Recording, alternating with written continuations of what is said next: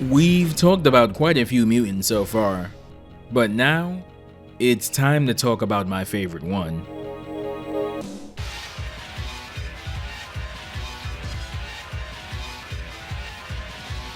I know him, you know him.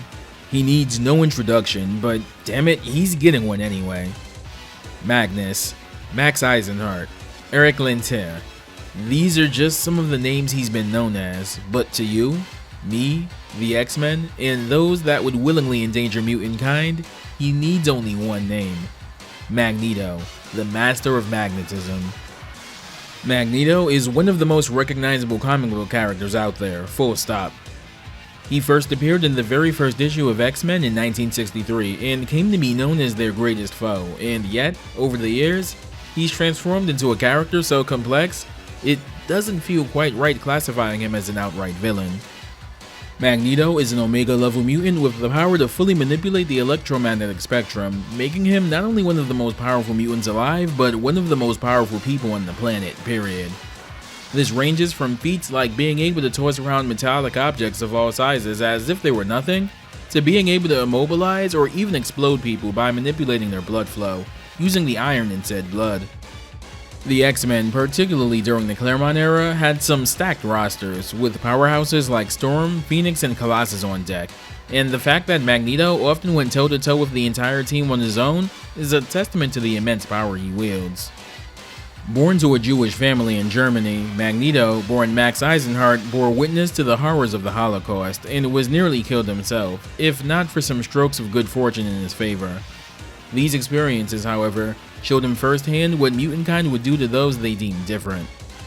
He'd end up escaping, along with a childhood love of his, Magda.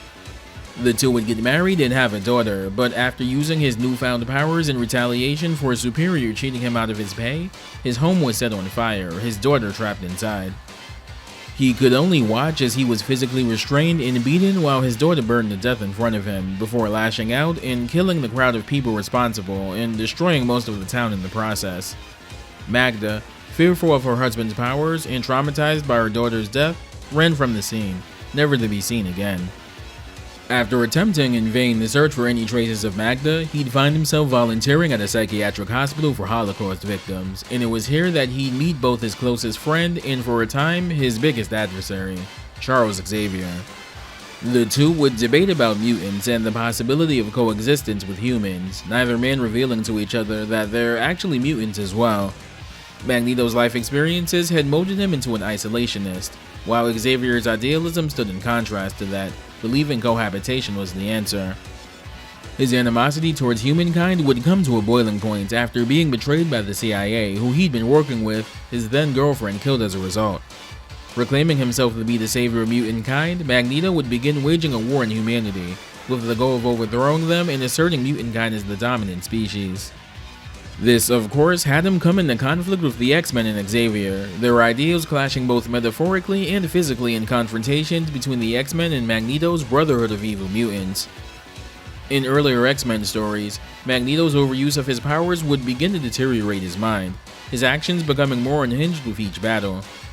After being de-aged and then brought to his physical prime, something that happens with him quite often as it so happens, he'd lose this trait. Magneto's flip-flopped from being an outright villain to being more heroic and even somewhere in that morally gray middle ground, though in the last decade or two he's been way closer to heroic more than anything else. Even then though, Magneto's been an interesting character through and through. Even in instances where he and the X-Men are on opposite sides of a conflict, he's shown respect and courtesy to them if there's no need for a physical confrontation, and have even teamed up with them in some cases. He has lines he also won't cross though. During the Acts of Vengeance Marvel crossover, he learns Red Skull is a Nazi and goes on to beat the dog shit out of him before leaving him to die in a seemingly inescapable bunker that only he knew the location of. No, seriously, it's one of the most badass comic book pages ever. Look it up sometime. The times where he's flipped back to villainy have been, well, pronounced. His most well-known backslide into it is the events of the X-Men story Fatal Attractions. Intending to wipe out humanity from his space station Avalon, the United Nations enact a protocol to depower Magneto using satellites. Magneto responds by sending out a planetary electromagnetic pulse, knocking out power across the globe, throwing the planet into chaos and killing many innocents in the process. The X-Men confronts Magneto in Avalon, and after Wolverine gets a good attack in, Magneto flips out and tears out the adamantium from Wolverine, nearly killing him in the process.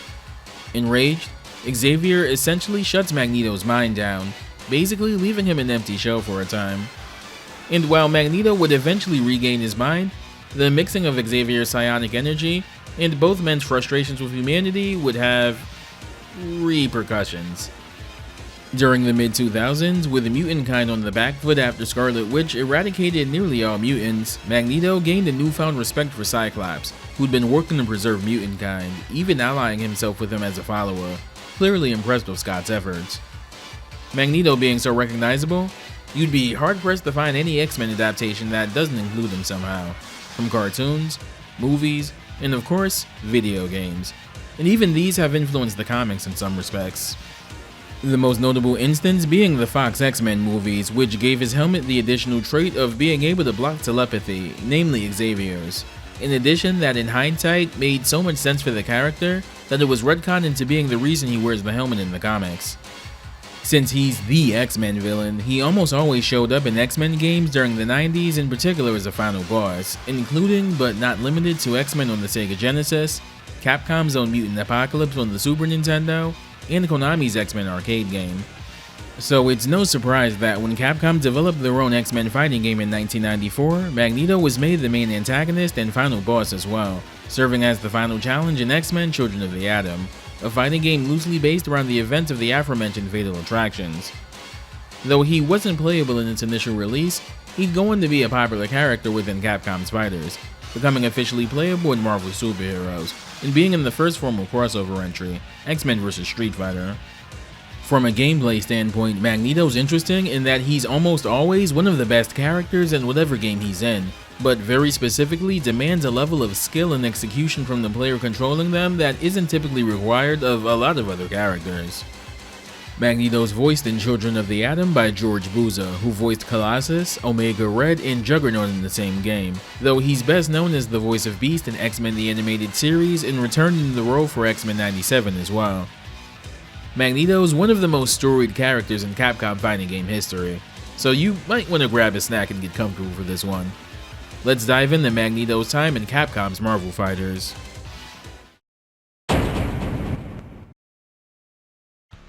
Magneto is the final boss of X-Men Children of the Atom, and as I'm sure many players experiencing the game through the collection for the first time have found, this man is busted. Magneto is the game's final boss, and notably one of the most insane ones to ever be designed for a Capcom fighting game. In his playable appearances in Children of the Atom's console ports, very few attempts have been made to balance him for actual play, so his viability isn't really worth quantifying. He's stupid good though. He automatically builds meter passively, so he's never more than a few seconds away from a force field or magnetic shockwave. He's fast as all hell, and this trait actually remains for the rest of the series. EM Pulse is so good, they had to remove it from every subsequent game because there's no balancing that. And Hypergraph has ridiculous range and is completely unblockable. That said, Magnetic Tempest is actually kind of useless outside of Avalon, and honestly, your opponent will probably hate you for using him. Seriously, his AI is absolutely ridiculous. He can fire off magnetic blasts at inhuman speeds, and he'll likely camp in the sky and lock you down with just those, which is annoying for characters that have a harder time hitting airborne opponents like Colossus.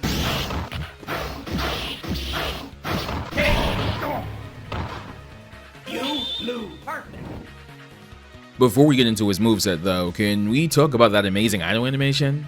Honestly, this is one of my favorite animations in fighting game history. It's just so cool.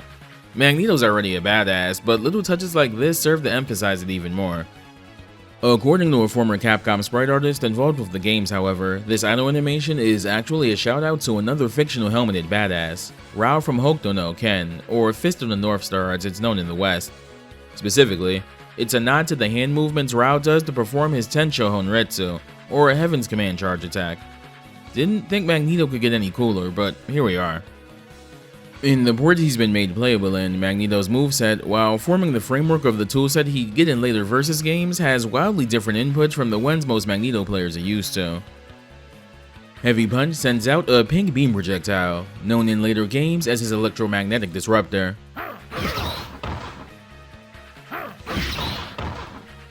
The beam travels across the screen pretty fast, and is just one of many ways Magneto can harass his opponent from full screen. This can be done in the air too, but interestingly enough, is done with medium punch in the air instead. Pressing heavy punch in the air gives Magneto another standby projectile, Magnetic Blast.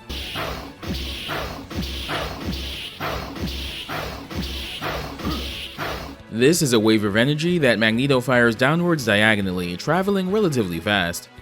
You can harass your opponent from the air with these, though the CPU can do it way faster than the human player can. Later games give this attack a more complex motion. We'll get to that later. A quarter circle back and light attack is hypergravitation, or hypergrav as it's better known as.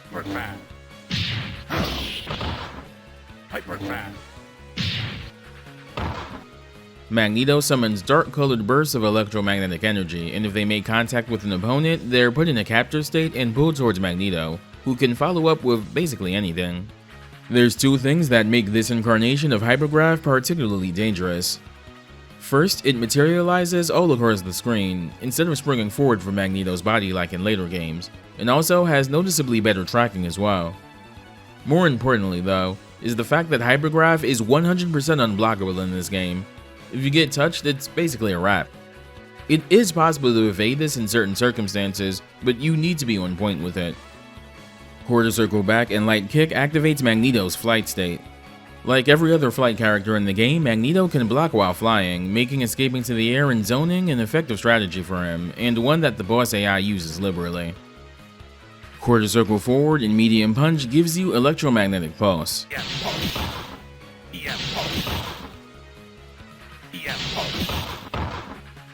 Oh boy, this move. Magneto sends electromagnetic energy that fans out in three directions, traveling across the screen incredibly fast.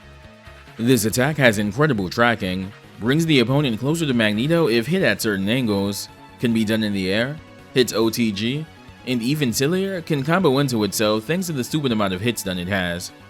Magneto can win matches off the back of this move alone. The fact that this move just completely disappears from Magneto's moveset after this game speaks volumes. Again, Magneto's no stranger to electromagnetic pulses, with the one he does to set off the event of Fatal Attractions in the comics being the biggest example. Magnetic Tempest is done with a quarter circle forward and light punch. Magnetic Tempest. Or at least it would be if this move actually functioned outside of Magneto's home stage. We'll wrap around back to this in a sec. Speaking of Magneto's stage, he has a move that only has a tangible effect on his stage, done with a quarter circle back and medium punch. Magnetic energy surrounds Magneto for a bit, and the platform you fight on in his stage transports you to a new location. If you transport to the ship hangar area, you get full access to Magnetic Tempest, first done with the aforementioned quarter circle forward and light punch to summon the projectiles, and then firing them off with a quarter circle forward and medium kick. This can be done in the air as well. Magnetic Tempest. Magneto's X-Power in this game is Magnetic Force Field, done with a quarter circle forward and heavy punch. Magneto summons a force field that protects him from any and all damage during its duration. Its duration can be slightly shortened by hitting a shield, but you're better off running away. This shield does push Magneto out a bit from the opponent though, making throws tricky to do, and he can mercifully only do this once per round. Magneto's always had the ability to project force fields to protect himself, though the visual design of it in Capcom's games seems to very specifically reference the Jim Lee cover spread for 1991 to issue 1 of X-Men. This pose is also the basis for his portrait art in Children of the Atom, as well as Marvel superheroes. Speaking of, his pose in Children of the Atom's Attract Mode intro is taken from this page in 1991's X-Men issue 1. Quarter circle forward and light kick gives you Magneto's hyper combo, Magnetic Shockwave.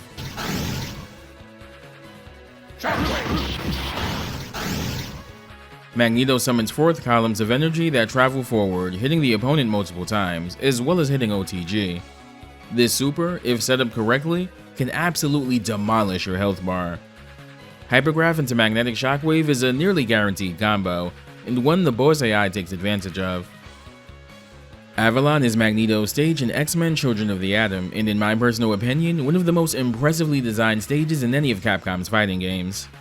Avalon was originally Greymalkin, a smaller space station used by Cable, which first debuted in issue 15 of X-Force. The station has a personalized AI called the Professor that essentially runs the place. Greymalkin was partially destroyed, but Professor managed to keep the station's core intact and used cloaking technology to keep its remains hidden. In issue 24 of X-Force, Magneto would use his control of the electromagnetic spectrum to bring it out of hiding, and fuse what was left of Greymalkin with the remains of Magneto's previous space station, Asteroid M. More on that place later. The result was Avalon, a massive space station which Magneto hoped to use to transport mutant kind to, away from the horrors of humanity. Together with his acolytes, who included the likes of the mutant Exodus, as well as Colossus, who'd recently lost his younger sister, he'd begin bringing mutants into the fold to live on Avalon. After using an EM pulse to throw the planet into chaos, the X-Men go up to take Magneto down once and for all, by any means necessary. When you reach him in Children of the Atom, he actually has a badass special intro the first time you challenge him.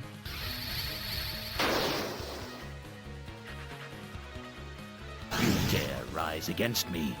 The human era is over. The mutant era has come. This stage takes place on a platform overlooking a giant window looking out into space, with several platforms on both sides in the background, and some kind of control mechanism where Magneto was originally seated before the fight. As mentioned earlier, the fight can move to one of 3 separate locations, which will happen as Magneto will use his magnetic shift to facilitate those transitions. The first area is a large greenish tower. I wasn't entirely sure what this was supposed to be as a kid, but looking at it now, I wouldn't be surprised if it were living quarters. Avalon is supposed to be the new home for mutant kind, so they need some place to lay their head at, right? The next location is in a ship hangar with some kind of ship parked in the background. It's notably not the Blackbird, but instead some other vessel. Magneto tears the metal off of said ship in this portion of the stage to facilitate the use of Magnetic Tempest in this game. The final location is this room here, which is likely Avalon's power generator. Given Avalon's size and what it was built to house, it makes sense that there'd be a giant-ass generator somewhere. You typically didn't see stages as dynamic as this in fighting games up to this point. Sure, there were stages with scrolling backgrounds, SNK's Fated Fury 2 comes to mind, but there had been very few, if any, stages with as much going on as Avalon, let alone one who could be influenced by the character it belonged to. This stage's theme was composed by Hideki Okugawa, best known as the man behind most of the music in every iteration of Street Fighter 3, though he also did Cyclops and Silver Samurai stage themes as well. Like those characters' stage themes, the main melody uses an electric guitar sample, something Okugawa seemed to favor for this game, and it works shockingly well here. It's a theme that fits well for a final showdown, but also kinda encapsulates Magneto's frustration to a T. How the hell they managed to nail a song for a character as complex as Magneto in the first try, I'll never know, but damn am I grateful for it. Like Juggernaut, Magneto didn't have distinct Player 2 colors in previous home ports where he was playable, but the Fighting Collection version of the game backports his Player 2 color from Marvel superheroes. Also like Juggernaut, Magneto doesn't have an ending in this game, though he does get unique dialogue with each character in their endings. I'll continue highlighting that with each Children of the Atom character I cover.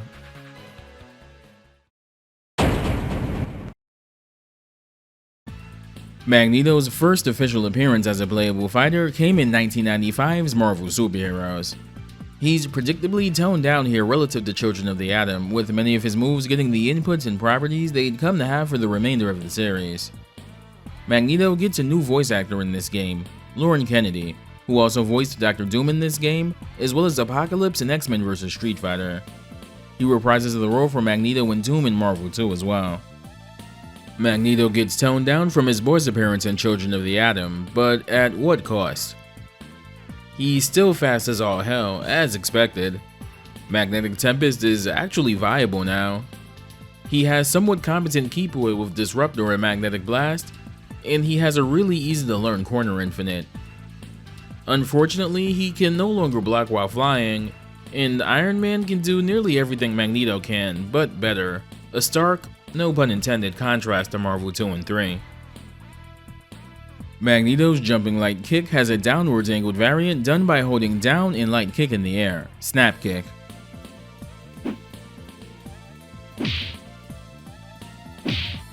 Looks unassuming, but this move becomes an integral part of several infinite combos Magneto will have over the course of the series. We'll double back to that in a bit.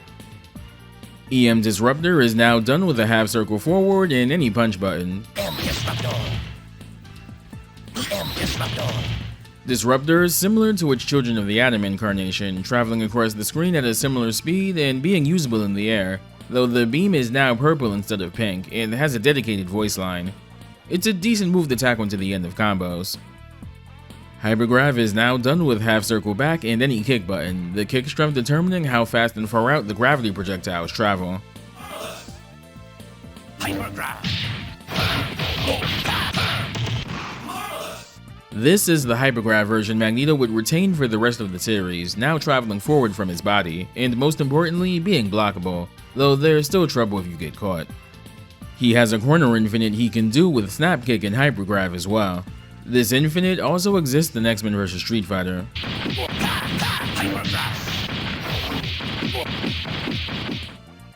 Magnetic Blast is now done with...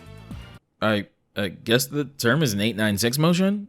I actually don't think this motion has a standardized name, so yeah, we'll just go with numeric notation here. You do a quarter circle starting from up and ending at forward. This is still a pretty good projectile all around, and makes it worth getting comfortable with the motion for. Magneto still gets flight in this game, though it's now done with a quarter circle back and all three kick buttons. He loses the ability to block in the air, as do all other flight characters, so you have to be a little more careful when utilizing this. It should be noted that Magneto, despite being fast on the ground, doesn't have an 8-way air dash in this game. It's for this reason that Iron Man sees more play than him in this game, having a lot of the kinds of flashy combo sequences Magneto would have in later games. Magnetic Shockwave is done with the quarter circle forward in 2 punches. It's toned down damage-wise from Children of the Atom, but still ultimately good. Because Marvel Superheroes doesn't have push blocking, it also doubles as a way to create space between you and your opponent, since it'll push the opponent away even if they block it. Magnetic Tempest is done with a quarter circle forward in 2 kicks. Magnetic Tempest. It's been reworked so that he now fires some generic looking metallic projectiles at the opponent and can be done at any time as long as he has meter for it. It doesn't do nearly as much damage as in Children of the Atom, but has pretty great tracking and is pretty safe. Does decent chip damage too. Magneto's gem power in Marvel Superheroes uses the Space Stone to bring back his force field from Children of the Atom. It's both better and worse than it is there. The force field still negates all damage and doesn't push the opponent out now. However, it doesn't last as long as it did in Children of the Atom, and attacking it is even more effective at reducing its duration this time around. Magneto's stage in this game is Asteroid M. Asteroid M is Magneto's oldest base of operations, appearing in issue 5 of the original 1963 run of X-Men, though it's been destroyed and rebuilt many times. The original incarnation was destroyed in the same issue it debuted in, breaking apart during a battle between the X-Men and the Brotherhood of Evil Mutants. It fell to Earth and sank into the ocean, though years later, Cyclops would have it rebuilt and raised out of the water to become a new home for mutants, Utopia. The second incarnation appeared in issue 113 of Uncanny X-Men, used and deployed to combat the new giant-sized X-Men team. This incarnation was also promptly destroyed. The third incarnation, and the one Capcom used as a basis, debuted in issue 57 of West Coast Avengers, though its visual design seems to borrow from the space station's observation deck, depicted in the first 3 issues of the 1991 Chris Claremont and Jim Lee run of X-Men.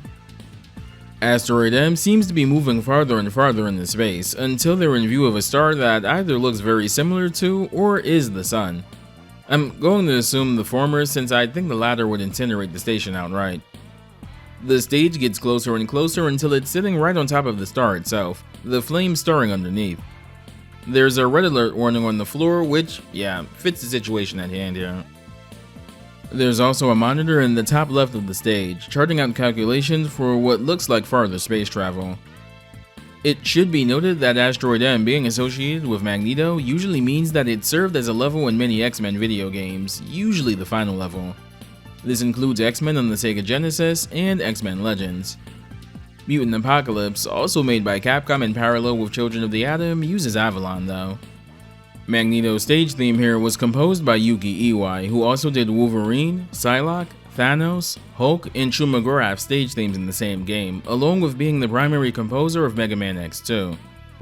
It's that last game's influence that's definitely apparent here, as both games use the same in-house Capcom electric guitar sample liberally, so if you've always thought that the music in the CPS2 Marvel Fighters sounded vaguely Mega Man X-ish, that's why. Here are Magneto's colors. And here's Magneto's ending.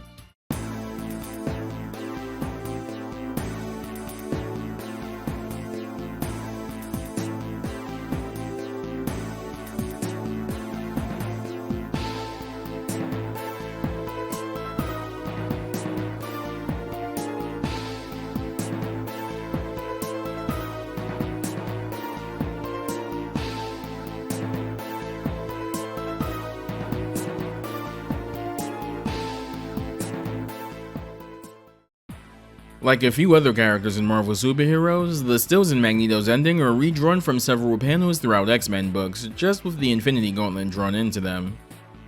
The first bit comes from the final page of issue 269 of Uncanny X-Men, and the second and third pieces are redrawn from two separate panels in issue 1 of the 1991 Claremont and Lee run.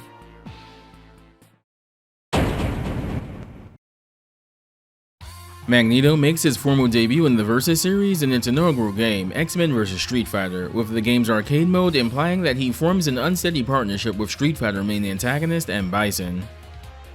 Magneto is further refined in X-Men vs. Street Fighter from the previous game, and it's here that the competitive force of nature he'd come to be known as begins to take form. He's still as fast as ever. Flight is thankfully easier. He has a hilariously easy Hyperdrive Infinite. And he also retains his corner infinite from the previous game, and both infinites persist in every revision of the game. That said, this game in particular largely starts the trend of Magneto being a difficult character to master. But with high reward for people that choose that path, strict execution isn't inherently a bad thing. Magneto's theme here is once again composed by Yuki Iwai, and though this theme is a shorter loop overall, it's still a really good theme with that electric guitar at its most prominent. Though there's a really fitting piano melody that plays at the beginning of the song and during the bridge. It's decidedly a little more evil sounding than the previous games, but it still fits Magneto, I'd say. Magneto doesn't get changed too drastically, but the little he does get cements him as one of the best characters in the series moving forward. It's this game where Magneto gains an 8-way air dash, giving him somewhat similar aerial maneuverability to Storm. This is a massive game changer for Magneto, as tri-jump light attacks are his best way to open the opponent up in pretty much every game going forward. Magneto also has access to one of the easiest infinites in the game. Simply do Magneto's standing heavy kick and cancel the first hit in the hypergrav. Rinse and repeat. Magneto also gets a new special move, Force Field, done with a half circle forward in any kick. Magneto puts up a barrier around him very briefly, and if he's attacked during its active frames, the force field will damage the opponent, knocking them away. It doesn't see much practical use, but it's neat for what it is. Magneto's flight command was also simplified to being a quarter circle back in 2 kicks instead of 3, just like with Storm. Here are Magneto's colors in the arcade version. And here are his exclusive extra colors in the Sega Saturn port of the game. And here's Magneto's ending.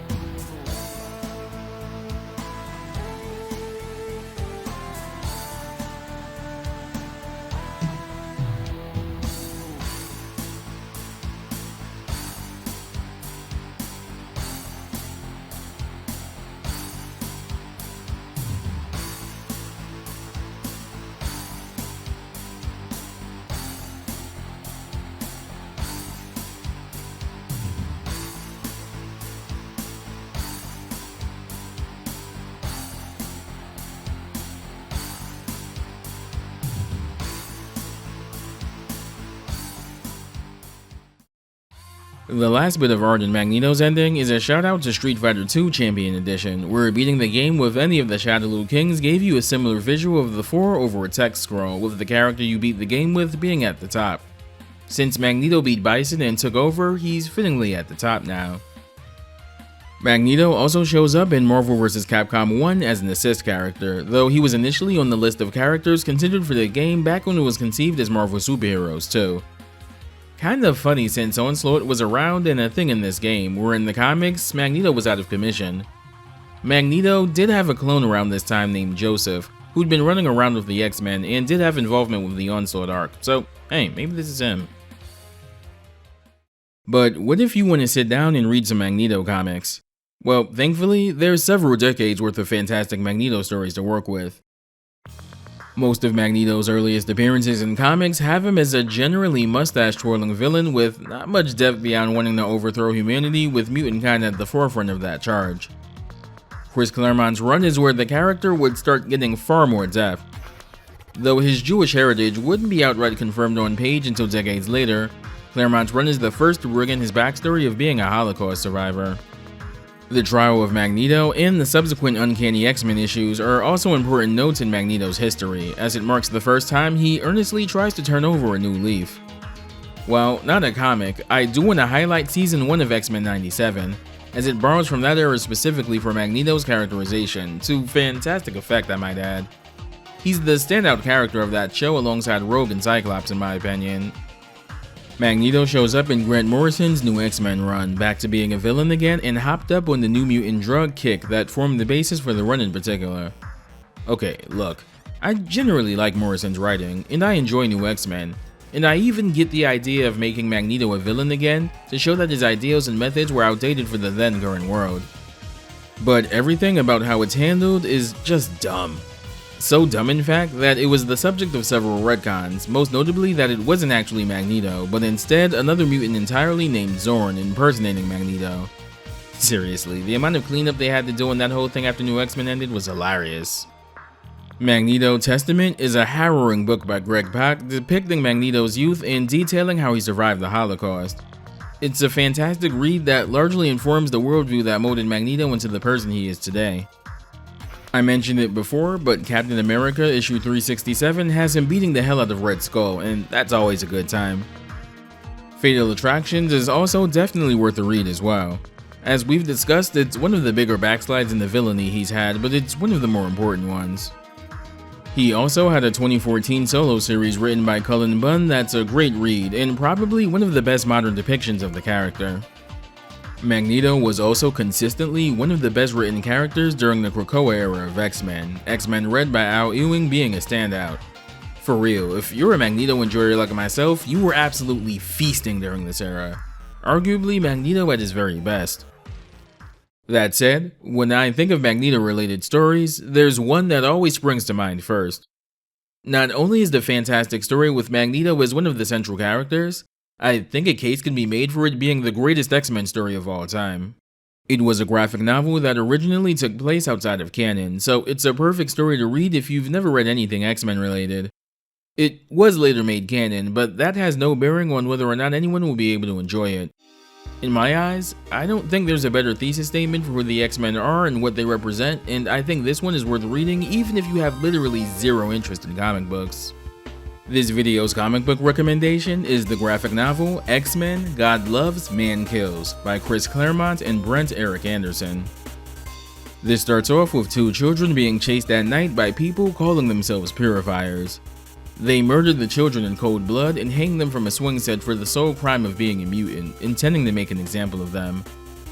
This is spotted by Magneto, however, who properly lays them to rest, intent on making the perpetrators pay. We're then introduced to the Reverend William Stryker, who seems to be keeping tabs on the X-Men while quoting Bible scripture.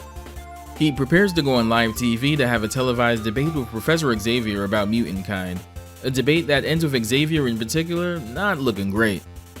Cyclops and Storm, who had accompanied him, make their way with Xavier uptown, with Xavier noting that Stryker's people had mental shielding, which means that he knows about Xavier's abilities, and feared that it might be a sign of things to come. Just moments later, those fears are realized as they're ambushed by purifiers, and the rest of the team is at first led to believe that the three died in an accident, though it's quickly discovered that they were kidnapped. Kitty, distraught over their supposed deaths, goes out into the mansion grounds before discovering surveillance devices, and she and Ileana, Colossus's younger sister, are pursued by purifiers as well. While trying to track down where Xavier, Storm, and Cyclops are, the remaining team runs into Magneto, who right off the bat tells them that he comes in peace and wants to ally with them to get to the bottom of things. The three mutants are being held captive by Stryker, having them hooked up to a device meant specifically to mentally torture Xavier through his telepathy. We get some harrowing insight into the man's mind as well. Stryker was a sergeant in the army, and after returning from overseas, he and his pregnant wife got into a car accident. Stryker delivered the baby, but the newborn was apparently a mutant, horrifying him. He promptly kills his baby son, and when his barely conscious wife asks to see the baby, he kills her as well. After a failed attempt at taking his own life, he came to believe that his mutant son's birth was a sign from God, to put him in place for his true calling, the eradication of mutants, believing that Satan was corrupting prenatal souls to turn them into mutants. Crazy stuff. He intends to use Xavier as an unwilling example of why mutant kind should be eradicated, and the X-Men team up with Magneto to rescue him. I'll be upfront, this story goes into some pretty dark places. It touches on some unpleasant subject matters, and some characters drop some language they probably shouldn't be using. You'll know it when you read it, trust me. But if reading it makes you feel even the least bit uncomfortable, good. That means the story is making its point. The X-Men have always been about good people living in an unfairly prejudiced world, and no other story in the history of X-Men lays it out bare for all to see like this one. To this day, the X-Men's biggest and most persistent foe isn't Apocalypse, the Hellfire Club, the Brood, or even the Sentinels. It's human hate, and this book is a poignant reminder of that, and sadly, it arguably rings even truer today than it did when it was originally published. Of all the comic book recommendations I've made so far, this is the one that I most firmly stand by. It's not just a good comic book, it's relevant, thought-provoking reading in general. Please give it a read if you're able.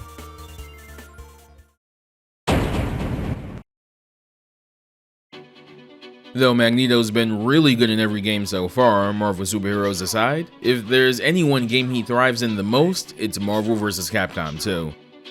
Personally speaking here, when I think about the idea of competitive Marvel vs. Capcom play, Marvel 2 Magneto is instantly the first character to come to mind for me, and I know I'm not alone on that. Magneto is the fourth and final character that makes up Marvel 2's God tier. Cable is the zoner, Sentinel is the highly mobile tank, Storm is the jack of all trades that somehow manages to be master of them too, and Magneto is the game's rushdown king. There's Magneto in other games, and then there's Mag-fucking-Neto in Marvel 2, except no substitutes. Magneto is the Marvel vs. Capcom 2 rushdown character, and as such has some of the most oppressive pressure in the game. He's fast as usual, but very specifically has the fastest tri-dash in the game, great for mobility and pressure. Crouching light kick is tied for fastest normal in the game, and with certain assists, it's all he needs at round start to get the party going. He also has some of the best meter building in the game as well. Many of his combos, and even his infamous ROM Infinite, can lead to easy resets. There's a reason he's so Pringles. Once he pops you in the air, the fun just don't stop. Magneto though has a very, very high learning curve for even just his general mobility, to say nothing of his offensive pressure and infinites. Decades of top level play have bred potent counterpick teams specifically targeting teams built around him. And he's a bit more fragile than his fellow God tier characters. Magneto's crouch light kick, despite it looking relatively unassuming, is the single most important normal in Magneto's kit. It's a one-frame kick that serves as the game's fastest low attack, and tied for fastest normal period. The latter is actually a 5-way tie. When Wolverine is in Berserker Charge, his jab comes out in one frame compared to the two it normally comes out in. Shuma's light punch is also a one-framer. In Roll's standing and crouching light punch are also one frame, though Roll's damage and everything about her in this game kinda sucks, so it doesn't really help her at all. It does help the final character here though, to the extent that his biggest claim to fame in this game is being a Magneto counterpick, Mega Man. Mega Man fills the niche of being the only character that can potentially out-prioritize Magneto at round start. Additionally, his Buster absolutely shuts down box and tri-dash attempts for Magneto, forcing the Magneto player to find more creative ways to get an opening.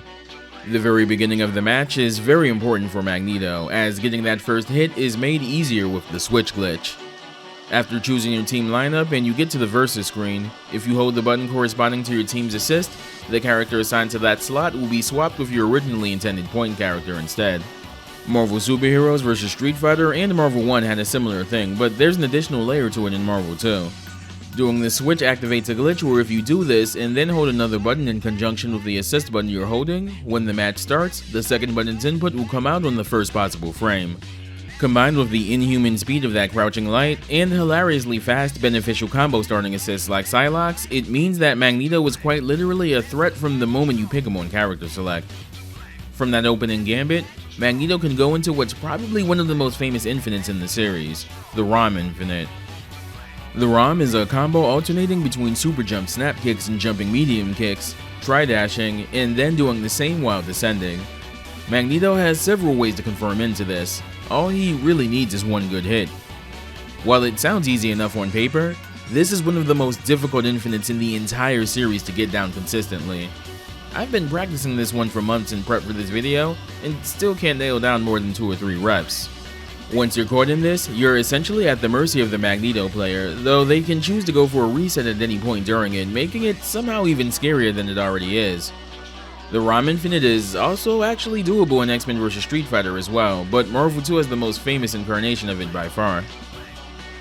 Unrelated to everything else, Force Field also knocks the enemy farther away now, and he does a miniature shockwave now upon a successful counter. Just thought I'd bring that up. Force shockwave! This incarnation of Magneto is one of the most difficult characters in the entire series to pilot at a high level, but if you put the work in, you're rewarded with a character that can terrorize most of the cast with his offensive presence. Magneto's first assist is EM Disruptor. Be gone! Be gone! His second assist is Hypergraph. On! Hypergraph! Be gone!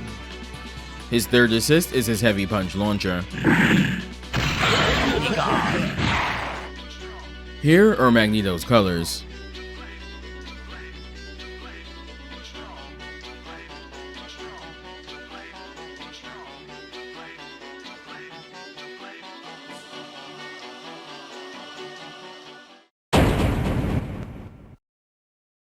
Magneto returned as a playable character in 2011's Marvel vs. Capcom 3, his competitive legacy in the series being one of the biggest reasons he was pushed for by Capcom during development. Magneto's voiced in this game by the legendary Tom Kane, who was notably also his voice actor in Wolverine and the X-Men. He's also been in many other TV shows, movies, and video games, particularly with Star Wars, as well as being the voice of Professor Utonium in Him and Powerpuff Girls, among many other things. While not the absolute god-tier threat he is in Marvel 2, Magneto still remains a powerful character with incredible mobility and potent projectiles. Disruptor is the best it's ever been in this game, a super fast beam on point and even better as a projectile assist. He still has absolutely godlike mobility. The best Magneto players own the skies with him. He still has really fantastic offensive pressure and effective tri-dash mix-ups. Magnetic Shockwave is one of the best and safest DHC options in the game as well. That said, he has no solo OTG combo options outside of hyper combos. He still has a steep learning curve and takes a lot of time to learn and refine, and he's still somewhat fragile health-wise. Magneto's theme is a remix of his X-Men vs Street Fighter theme, and I think it's a pretty great remix. Like Storm, who also had her theme remixed from that game, it takes what was ultimately a pretty short loop and fills the song out a lot more. The computerized voice spelling out Magneto's name is a nice touch as well. Magneto's basic toolset remains largely the same in Marvel 3. In some respects, it's actually only gotten better. EM Disruptor is now done with the quarter circle forward in any attack. Disruptor! Yes! Disruptor! This is arguably the best version of Disruptor in any game. It's faster than it's ever been, still works great as a combo ender, and it's fantastic for sniping out zoning attempts or assist calls from full screen. Hypergrav is done with a quarter circle back and 2 kicks. Air combo. Good. This functions pretty much the same as it always did, the attack strength dictating how far out the projectiles travel. Do note that if you super jump while the opponent is in the capture state, they'll fly up a bit as well. This is what helps facilitate Magneto's hypergrav loops in the corner, where super jumping and then coming down with 2 heavy attacks into another hypergrav can be looped several times. It's a little tricky to learn, but is one of Magneto's best corner combo routes. Air combo.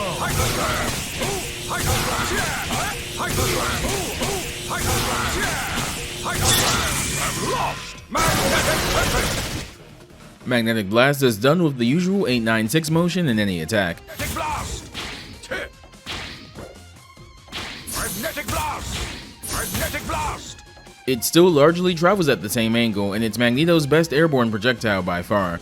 In Marvel 3 specifically, it has a respectable amount of hits done, so it's possible for Magneto to try dash in and open someone up if you tag someone with it low enough to the ground. In Ultimate Marvel 3, Magneto gets a new set of maneuvers done with a reverse Dragon Punch motion, each ability corresponding to a different attack strength. Reverse Dragon Punch and Light Attack gives you Attraction. Attraction. Magneto pulls the opponent in his direction. This can be used to either disorient the opponent on incoming, or after a mid-screen air combo to optimize the amount of hits Magnetic Shockwave can do. The medium version gives you Repulsion. Repulsion. This pushes the opponent away and notably screws over characters with incredibly poor mobility like Hagar. The heavy version is Gravitation. Gravitation. Gravitation. This pulls the opponent down to the ground if they're in the air. This is typically used to mix them up with an assist waiting on the ground. Force Field is done with the Dragon Punch motion in any attack. First attack.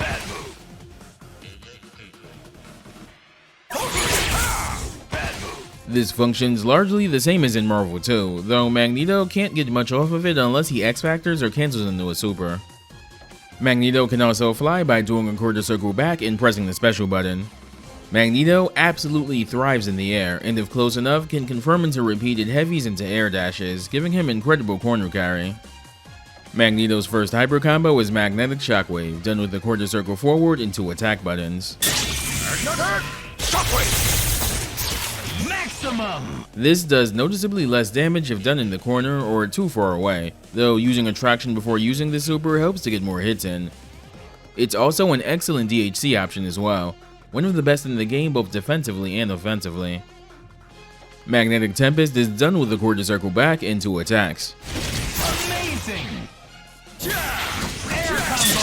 I'm lost. Magnetic Tempest. Maximum. This attack is almost the inverse of Shockwave. It does most of its damage in the corner, and it's less than optimal when done mid-screen. This, along with Shockwave, can be mashed as well. Magneto gets a new level 3 in this game, Gravity Squeeze, done with a Dragon Punch motion and 2 attacks. You are defeated. Beautiful. Air combo. Gravity squeeze. You are defeated.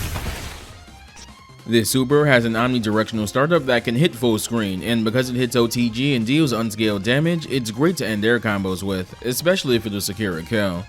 It's also really damn cool looking. Magneto's first assist is EM Disruptor. Farewell. His second assist is Hypergrav. Air combo. Cool. Crossover assist. Air combo. His third assist is Force Field.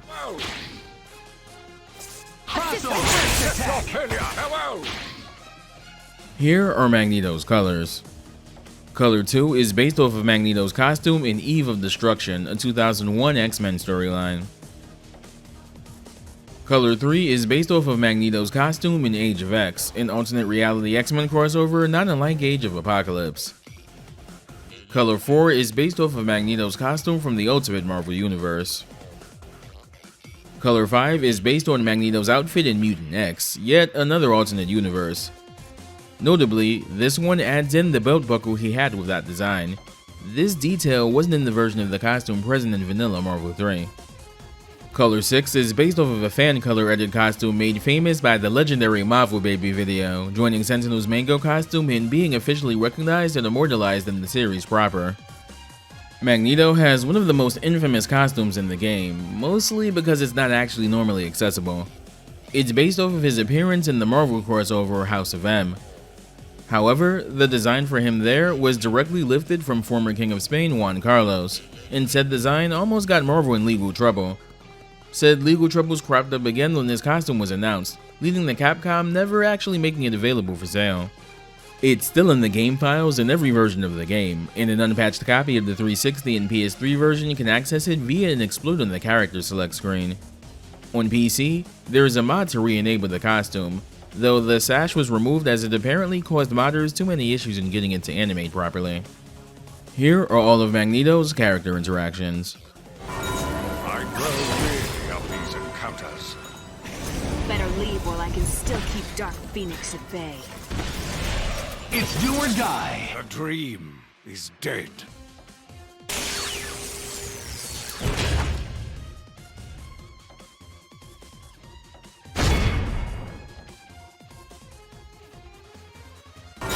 How foolish for a man with metal bones to face me. Sorry, Eric.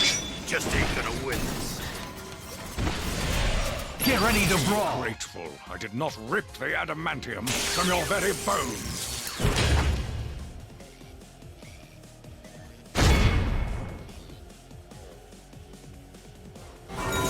Mutant hunting abomination.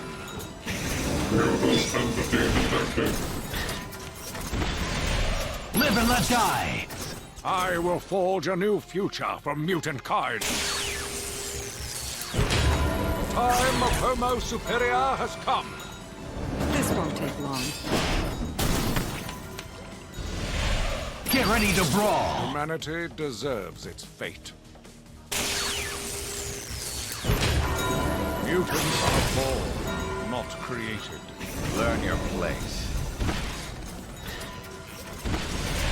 It's do or die. Not all those with power are fit to rule.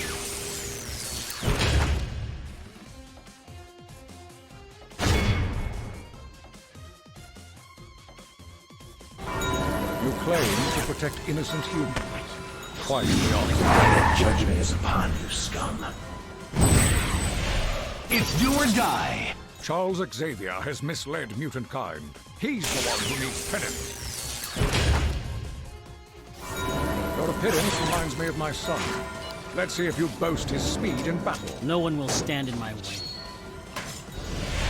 Get ready to brawl. Shame you're not a mutant. You'd make a good addition to my brotherhood.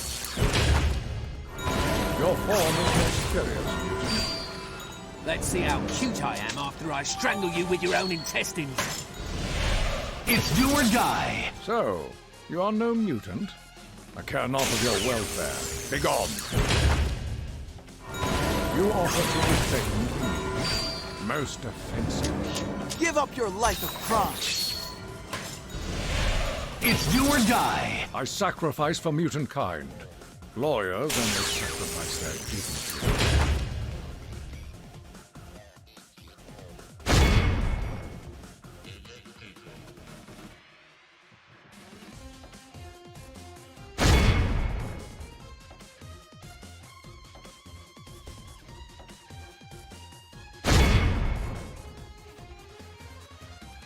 Here are Magneto's endings in Vanilla and Ultimate Marvel 3.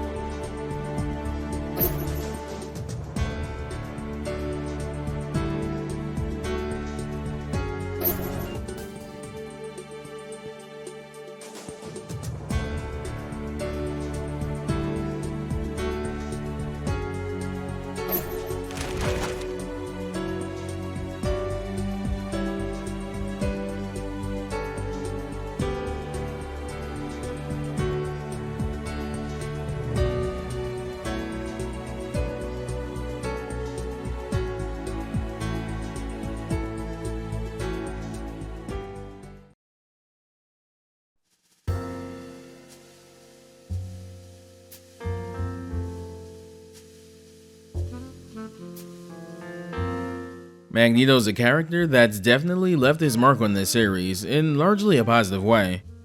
When people talk about cheap or busted characters in this series, Magneto's almost never brought up in a derogatory manner, and that's because for how amazing he tends to be, people largely acknowledge and respect that getting good with him takes actual work. Whether it's Yipes rushing that shit down with him in Marvel 2, or Ray Ray absolutely styling on people with him in Marvel 3, I think we can all agree that he's one of the most entertaining characters to watch at a high level. Magneto being who he is, he still shows up in Marvel games on a fairly regular basis, being in Marvel Ultimate Alliance 3 and most recently and notably in Marvel Rivals as well. If another game in this series ever happens, Magneto's one of the Marvel side characters I'm most confident will come back, and at this point, it feels more like when, not if. That's going to do it for this video. As always, thanks for watching, and a special thanks to the patrons that support this channel. Take care, stay safe, and I'll see you next time.